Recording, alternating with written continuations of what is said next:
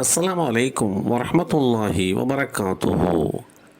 கழிவறை கடமைகள்.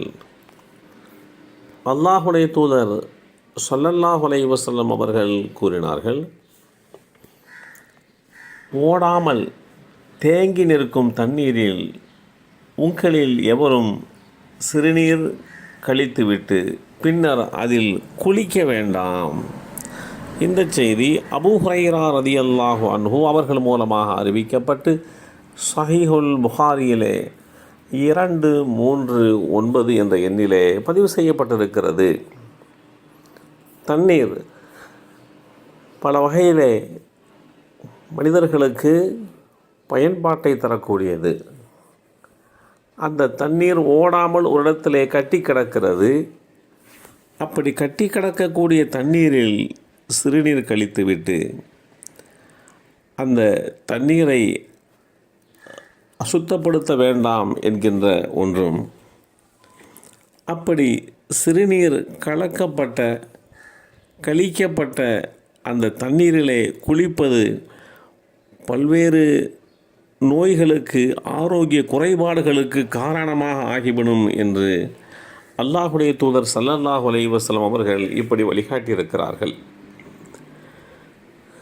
நமது உடலை ஆரோக்கியமாக வைத்துக்கொள்வதற்காகத்தான் குளிக்கும் தண்ணீரும் சுத்தமாக இருக்க வேண்டும் என்பதை இந்த நபிமொழி தெளிவுபடுத்துகிறது. ஓடக்கூடிய தண்ணீராக இருந்தால் அதில் சிறுநீர் கழித்தாலும், தண்ணீரோடு தண்ணீராக சிறுநீர் ஓடிவிடும், இருந்தாலும் அது மனசாட்சிக்கு எதிரான ஒரு செயல். ஆனால் தேங்கி நிற்கக்கூடிய குறைவான தண்ணீரில் சிறுநீர் கழித்தால் அந்த தண்ணீர் அசுத்தமாகிவிடும்.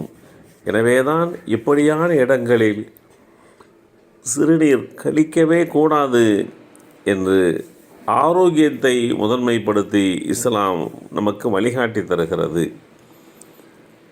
மலஜலம், காற்று ஆகியவற்றை அடக்கி கொண்டு தொழக்கூடாது. அவற்றை வெளியாக்கிவிட்டு நிதானமாக அதற்கு பின்பே தொழுக வேண்டும் என்று இஸ்லாம் வழிகாட்டி தருகிறது. நபிகள் நாயகம் ஸல்லல்லாஹு அலைஹி வஸல்லம் அவர்கள் கூறினார்கள், உணவு காத்திருக்கும் போதும் சிறுநீர் மற்றும் மலத்தை அடக்கி கொண்டும் தொழக்கூடாது என்று குறிப்பிட்ட இந்த செய்தி ஸஹீஹ் முஸ்லிமில் பதிவு செய்யப்பட்டிருக்கிறது.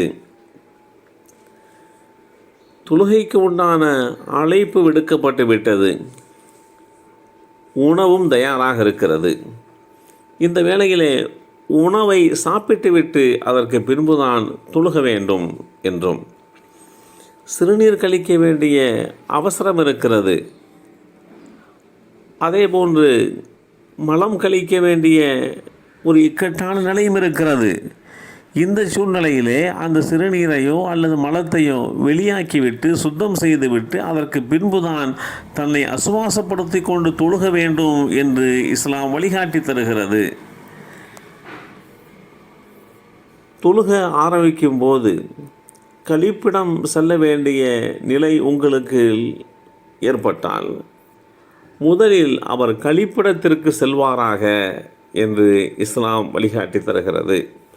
காரணம், மலஜலம் இவைகளை அடக்கி கொண்டு நாம் தொழுகையிலே ஈடுபட்டால் அது பல்வேறு விதமான உபாதைகளையும் சிரமங்களையும் உடலியல் ரீதியான உண்டான பல ஆபத்துக்களையும் ஏற்படுத்திவிடும் என்கின்ற ரீதியிலே தான் இஸ்லாம் இது மாதிரி உண்டான ஆரோக்கியம் சார்ந்த விஷயத்திற்கு முக்கியத்துவம் கொடுக்கிறது. இந்த அடிப்படையிலே கழிவறை சம்பந்தப்பட்ட அந்த கடமைகளை புரிந்து கொண்டு அதை நேர்த்தியான முறையிலே நிறைவேற்றிவிட்டு அதற்கு பின்புதான் வணக்க வழிபாடுகள் என்ற நிலை உள்ளது என்பதை புரிந்து கொள்ள வேண்டும். எல்லாம் வல்ல அல்லாஹ் அருள்வாளிப்பானாக. அஸ்ஸலாமு அலைக்கும் வரஹ்மத்துல்லாஹி வபரகாத்துஹு.